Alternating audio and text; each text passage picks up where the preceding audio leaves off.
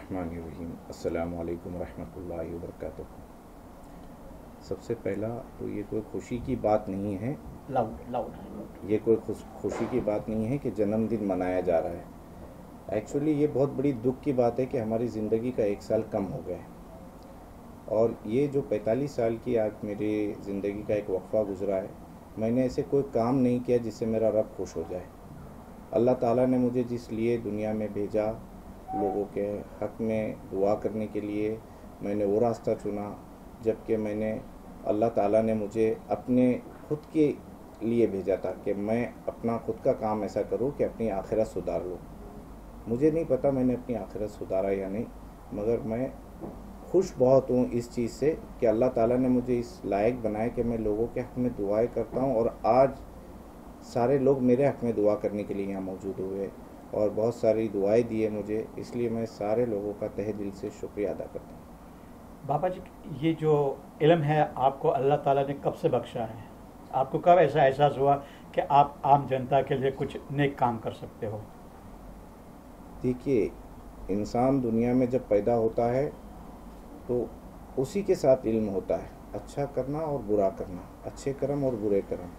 मगर हमको उम्र के साथ समझ में आता है। मुझे 1997 से इस चीज़ का शौक़ आया और अल्लाह ताला से ने मुझे जैसा जैसा कुरान के ज़रिए बताया था, मैं कुरान पढ़ता हूँ, उसको थोड़ा बहुत समझता हूँ और उसी से लोगों के हक़ में दुआ करता हूँ। और उस रब का एहसान है कि वो मेरी दुआओं को सुनता है।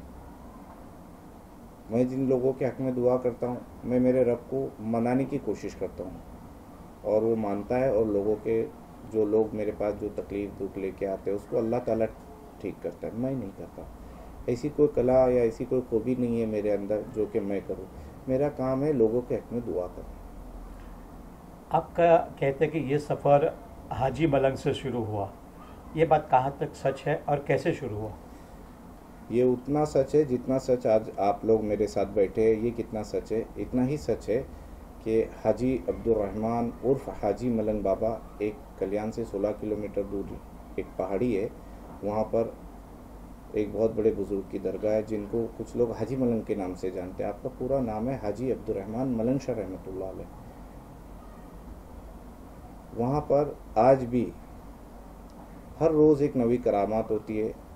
वहाँ पत्थर से पानी निकलता है, बंदर भी पेट भरते हैं। वहाँ कोई दुनिया के कम से कम लाखों लोग साल में आते हैं अपनी हाजतों को लेकर के, और सारी हाजत अल्लाह से दुआ करके वली दूर करते हैं, उनकी दुआएं को कबूल करता है अल्लाह ताला। बस मेरे भी पैदाइश वहीं हुई, मेरा बचपना वहाँ गया।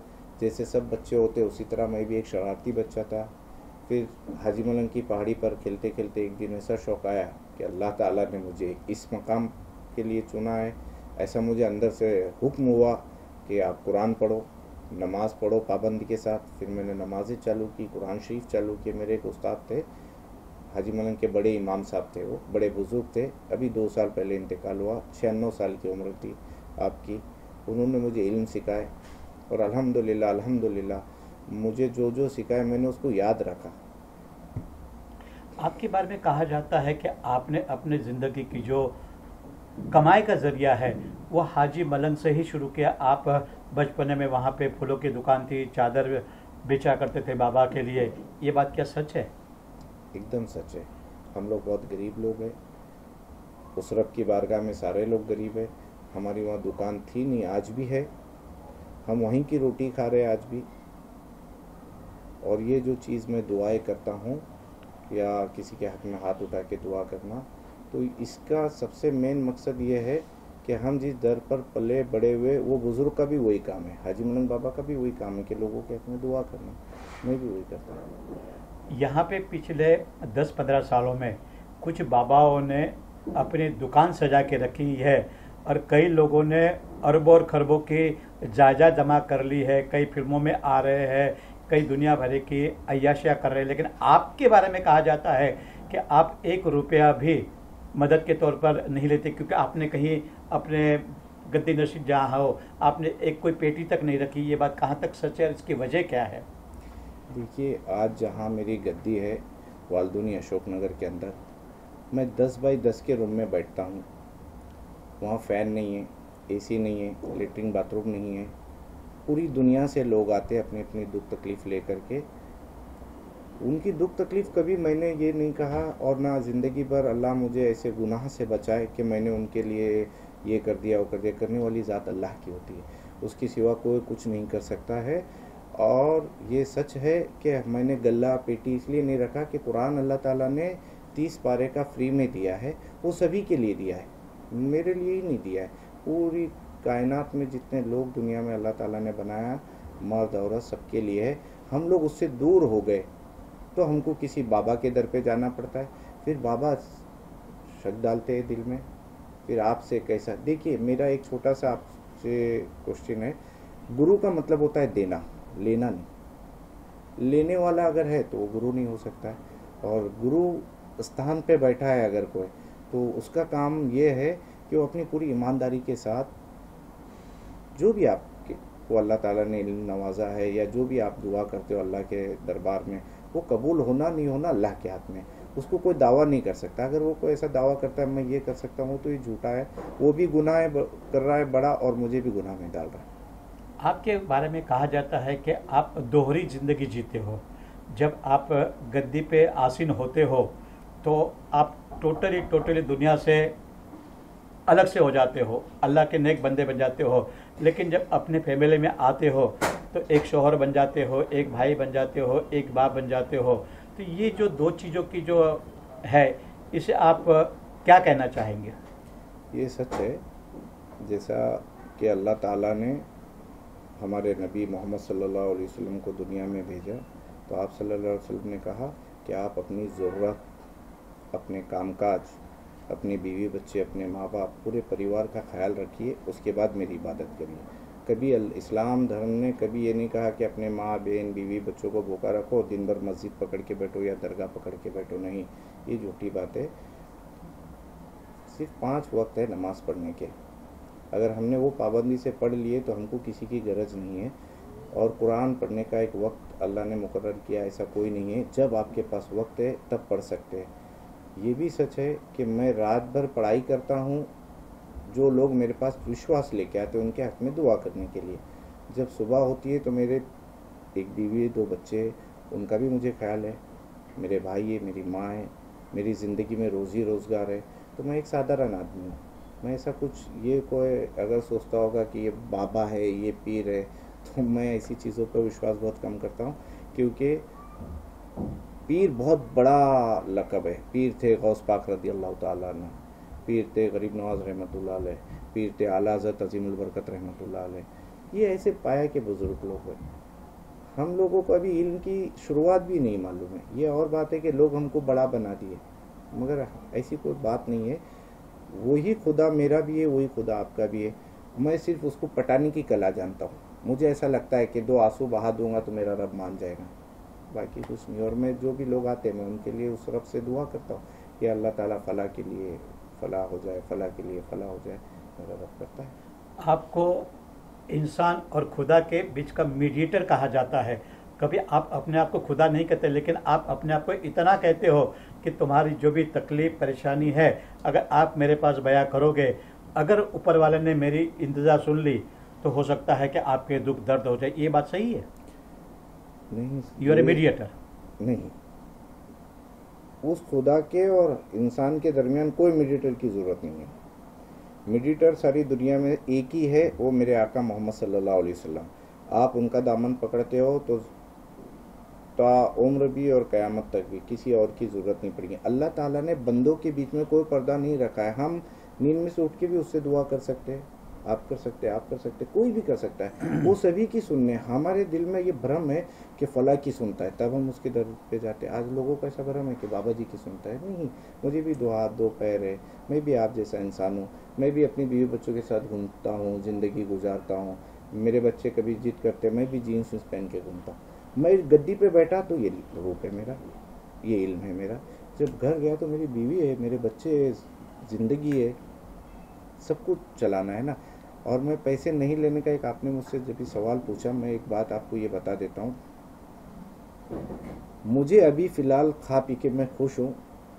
मेरी रोज़ी रोज़गार थोड़ी बहुत इतनी चलती है कि मेरे बीवी बच्चों का पेट भर रहा है अल्लाह ताला। मुझे इल्म बेच के पैसे कमाना, मैं देने वालों को भी बेवकूफ़ समझता हूँ। लेने वाला तो बेवकूफ़ बना रहा है, मगर देने वाला भी बेवकूफ़ बन रहा है, ऐसा मुझे लगता है। आपके पास में, आपके दरबार में छोटा बड़ा, अमीर गरीब, दुखी सुखी सब हाजिर होते हैं अपनी अपनी शिकायत लेके। तो आपको कैसे पता चलता है कि आने वाला जो भी बंदा है वो आपके पास में किस चाहत से आ रहा है? इसीलिए तो कुरान उतारा ना अल्लाह ताला ने। अल्लाह ताला ने कुरान के अंदर सारे नुस्खे रखा है, आप उसको बहुत अच्छी तरह से स्टडी करिए, पढ़िए, आपको भी किसी की ज़रूरत नहीं पड़ेगी। ये जो है ना, ये चलता अलग है, ये चलता अलग है, ये चलता अलग है, ये तीनों जब चीज़ जा कर के एक जगह ये होंगी तब खुदा को आप पहचानोगे, और जब खुदा को पहचानोगे तो उसकी दी हुई किताबों को पहचानोगे, और जब उस पर अमल करोगे।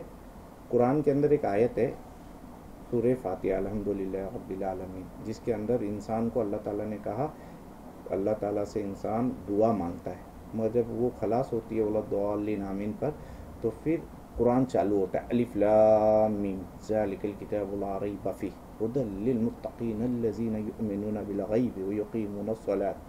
अल्लाह ताला कुरान के ज़रिए बोलता है, तूने जो कुछ मांगा उधर, मैंने इस किताब के ज़रिए तुझे सब कुछ दिया, इस पर अमल कर, इस पर हिदायत वाली किताब है, इसको अच्छे ढंग से पढ़, नमाज कायम कर, ज़कात अता कर, तुझे जो मांगता सब मिल जाएगा। एक दुआ है कुरान के, एक आयत है, रब्बना आतीना फिद दुनिया हसनत व फिल आखिरति हसनत व वक़िना अज़ाबन नार।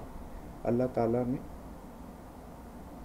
उसके अंदर फरमाया कि दुआ तुम मुझसे करो, मैं तुम्हारी दुआ को कबूल करूँ। हम लोग दुआ करने के लिए उसको पकड़ रहे, उसको पकड़ रहे, उसको पकड़ रहे, उसको पकड़ रहे, जब हम उसको छोड़ दिए तो हमको दर दर भटकना पड़ रहा है।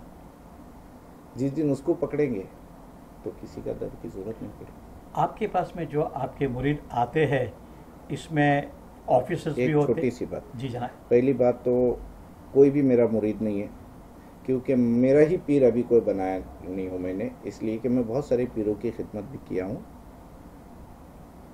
मगर ऐसा कोई कामिल मुझे अभी तक मिला नहीं, मैं तलाश में हूँ। आप मेरे हक़ में दुआ करो, और जो लोग मेरी बात सुन रहे हैं उनसे भी गुजारिश है कि मुझे कोई ऐसा शख्स मिले जो मेरी भी बेड़ी पार कर दे। और मेरे पास आने वाले मोहब्बत में आते हैं, कोई मुरीद बन के नहीं आता है, एक आम इंसान बन के आते हैं, और मैं उनके साथ उसी तरह रहता हूँ जिससे एक आम इंसान रहता है। जो आपके पास में अपनी अपनी ख्वाहिशें लेके आते हैं, उसमें पॉलिटिशियन भी होते हैं, ऑफिसर्स भी होते हैं, बिजनेसमैन भी होते हैं, आम लोग भी होती है, गरीब भी होते हैं, खास भी होते हैं। तो आने वाले नो डाउट कि हर आदमी अपनी अपनी ख्वाहिश आपके सामने जाहिर करने वाले आते हैं, लेकिन ये जो आने वाले जो कुछ तरह के लोग हैं, ये आपके साथ में क्या सोच के आते हैं कि आपसे कोई फेवर मिल जाएगा, आप उनके लिए दुआ मांगोगे या आप उनको आशीर्वाद दोगे? व्हाट यू फील, कैसा लगता है आपको?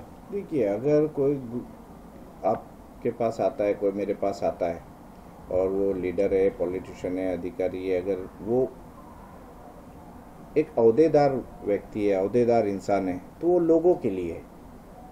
अगर मुझे अल्लाह ताला ने कोई इल्म दिया है तो मैं सबको एक ही नज़र से देखूँ। मैं इस्लाम धर्म से में पैदा हुआ, अल्हम्दुलिल्लाह सुम्मा अल्हम्दुलिल्लाह, अल्लाह का एहसान है कि मैं नबी की उम्मती बन के अल्लाह ने मुझे पैदा किया। उसके बाद मेरे लाखों में गैर मज़हब के लोग फॉलोवर हैं, 200 मुसलमान मेरे फॉलोवर नहीं होंगे, गैर मज़हब के लोग फॉलोवर हैं। तो मैं किसी का धर्म, किसी जाति या किसी के अहदे के हिसाब से कोई चीज़ काम नहीं करता हूँ। मैं सोचता हूँ आने वाला हर आदमी अल्लाह से कुछ चाहता है, और मेरा काम है मैं उसको ये भी समझाता हूँ कि आपको यहाँ आने की ज़रूरत नहीं है, तो अल्लाह ताला आपको घर बैठे कर सकता है। फिर भी वो लोग बोलते नहीं भाई आप दुआ करो, दुआ करता हूँ। मेरा आखिरी सवाल है आपके बारे में जी, कि अगर आपकी इज्जत हो तो पूछूं मैं। हाँ ज़रूर, इजाज़त है ना। आप एक मुस्लिम हो जी, लेकिन आपके बारे में कहा जाता है कि आपने चारों धाम की यात्रा की है, सच है। हर मंदिर में आपने माथा टेका है, गुरुद्वारा जाते हो, चर्च जाते हो, तो कहीं ऐसा तो नहीं कि लोग समझने वाले कहीं आपको काफिर भी समझते हो? देखिए, कोई मुझे किसी की सर्टिफिकेट से अल्लाह मुझे जन्नत नहीं देने वाला है। कौन क्या समझता है मुझे उसकी परवाह नहीं है। मेरा रब मेरे बारे में क्या सोचता है मेरे को उसका ख्याल करना चाहिए। इस साल मैं 10 दिन में 900 गणपति किया हूँ, गणपति दर्शन को गया हूँ। मुझे लोग बुलाते, इज्जत देते। कई घर ऐसे हैं जो उपवास रखते हैं, मेरे जाने से वो खोलते, गणपति के बाजू मुझे बिठाते, मेरी आरती करते। अगर मेरे कदम दो चल करके अगर मंदिर में जाने से मेरा ईमान खारिज हो जाएगा, ऐसा इतना कमज़ोर ईमान मेरा नहीं है। एक और इस्लाम धर्म ने ये सिखाया है कि आप सारे धर्मों की इज्जत करो। इस्लाम धर्म वो धर्म है कि एक कतरा पानी भी वेस्ट करने की इजाज़त नहीं देता है। यहाँ तो लोग दिल तोड़ रहे, खून बहा रहे, ये कर रहे, वो कर रहे, क्या है ये इस्लाम नहीं है। इस्लाम को अगर सही समझने की बात आएंगी तो एक आसमान है बिना खम्भों का, जिसके नीचे अल्लाह ताला ने सारी मखलूक पैदा किया। ये और बात है, कोई हिंदू बना, कोई मुस्लिम बना, कोई सिख बना, हर आदमी बाज़ार में जाता है और अपने अपने तरीके से सब्जियां खरीद के लाता है जिसको जो पसंद आता है। मुझे इस्लाम धर्म पसंद आया, मैं इस्लाम धर्म में अल्लाह ने मुझे पैदा किया, मैं उसको मजबूती से पकड़ा हूँ। ये साथ साथ ये भी है कि मैं सारे धर्मों के गुरुद्वारा जाता हूँ। अल्हम्दुलिल्लाह आज भी गुरुद्वारा के भाई साहब का जन्मदिन है, वो मुझे रात में 12 बजे, मेरे जन्मदिन भी उसी दिन है, यहाँ उल्लासनगर के भाई साहब का भी जन्मदिन उसी दिन है। उन्होंने वो मुझे एक साल तलवार भेजी गिफ्ट में। उनके कोई भी प्रोग्राम रहता है मुझे बुलाते हैं। बहुत सारी मंदिरों में मेरे हाथ से शिलान्यास रखते हैं, बहुत सारी मंदिरों में अभिषेक के लिए बुलाते हैं मुझे। तो मुझे खुशी होती है कि मुझे बहुत अच्छा लगता है कि मुझे उस लायक समझे उन लोगों ने। लोग क्या समझते मुझे नहीं मालूम। मैंने अल्हम्दुलिल्लाह सुम्मा अल्हम्दुलिल्लाह अल्लाह ताला ने जो दीन मुझे दिया है, मैं उसको उतना बेहतर तो नहीं जानता हूँ, मगर उतना बेहतर जानता हूँ कि मैं अपना ईमान तो बचा सकूँ। मैं उतना बेहतर जानता हूँ मेरे नबी का पैगाम क्या था।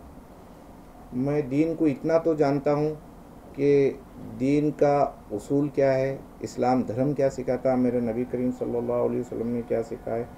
और नबी करीम सल्लल्लाहु अलैहि वसल्लम के सदके और तुफैल में अल्लाह ने दुनिया बनाई और सारी मखलूक पैदा की। तो मैं जो भी करने की कोशिश करता हूँ वो उनके बताए हुए चीज़ों को टटोलता हूँ। फिर मैं कहीं उस बहुत जगह में गलत हूँ, नहीं हो सकता, बहुत जगह गलत हो सकता हूँ। इस्लाम धर्म के हिसाब से मुझे दाढ़ी नहीं है, इस्लाम में दाढ़ी जायज़ है, ज़रूरी फ़र्ज़ है, नबी की सुन्नत है। अल्लाह से दुआ करता हूँ कि अल्लाह उसकी भी हिदायत दे मुझे, मैं वो भी रखूँगा, इंशाअल्लाह ज़रूर रखूँगा। गलतियाँ मुझ में भी है, इस्लाम में नहीं हो सकती, हमारी सोच में, इस्लाम मजहब में नहीं है, ना नबी के कानून में, नबी के कुरान में है, ना बताए हुए। हमारी सोच गलत है, हमारी समझ गलत है, हम हमारी गलतियों को इस्लाम के कायदों पे ठोकर। ऐसा आज हिंदुस्तान के आम जनता को आप अपनी तरफ से क्या संदेशा देना चाहेंगे? मैं बहुत छोटा आदमी हूँ, ऐसा कोई संदेशा देने लायक तो नहीं हूँ, मगर फिर भी मैं एक रिक्वेस्ट करूँगा कि अल्लाह के रसूल सल्लल्लाहु अलैहि वसल्लम ने कहा, हम जिस मुल्क में रहते हैं उस मुल्क की हिफाजत, उस मुल्क की इज्जत और उस मुल्क से प्यार करने का हक़ है हमको, उस मुल्क के लिए लड़ने का हक़ है हमको, उस मुल्क के लिए कंधे से कंधा मिला करके चलने का है। तो बहुत सारे नौजवान भटक रहे नशों में, गंदी आदतों में, जिससे दीन बदनाम हो रहा है, इस्लाम बदनाम हो रहा है। और कुछ दूसरे मज़हब के लोग हैं जो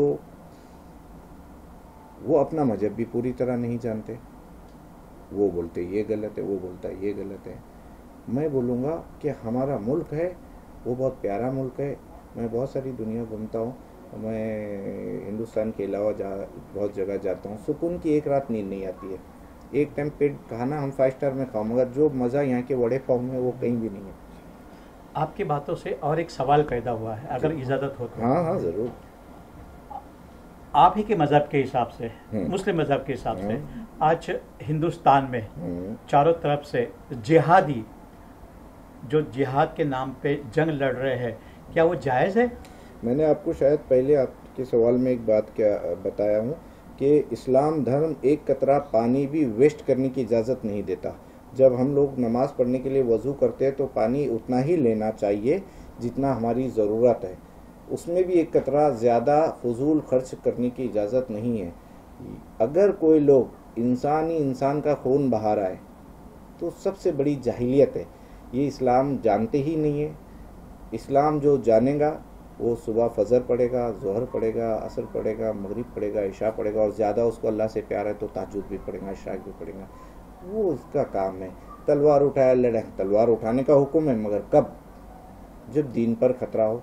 क्या हमारे मुल्क में हमको दीन पर ख़तरा है? हर 2 किलोमीटर पे एक मस्जिद है, अल्हम्दुलिल्लाह। हम शान से नमाज पढ़ने जाते, कोई रोका है आज तक? तो क्यों लड़ रहे हो, क्यों लड़ रहे हो? ये जो जिहादी है, जी, इस जिहादियों को, ये तो मैं नहीं कहूँगा कि आप अकल दो, इनको अकल कब आएगी इन बातों से कि हम सारे हिंदुस्तानी थे, हिंदुस्तानी है और ता क़यामत हम हिंदुस्तानी ही रहेंगे। तो इन जिहादियों के लिए आप क्या मैसेज देना? देखिए, जो भी मुसलमान हैं हिंदुस्तान में, जो इस्लाम को मानने वाले हैं, उनको अक्ल भी है, और अल्हम्दुलिल्लाह अल्हम्दुलिल्लाह वो जब भी वक्त आएगा तो देश के लिए खरे उतरेंगे।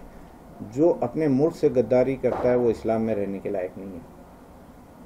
मेरे नबी करीम सल्लल्लाहु अलैहि वसल्लम ने एकदम कड़क अल्फाज में कहा, जो अपने दीन से, जो अपने मज़हब से गद्दारी करे, जो अपने मुल्क से गद्दारी करे, वो गद्दार है। गद्दार को क्या सज़ा होती है, कानून सबको मालूम है। बहुत बहुत शुक्रिया सरकार।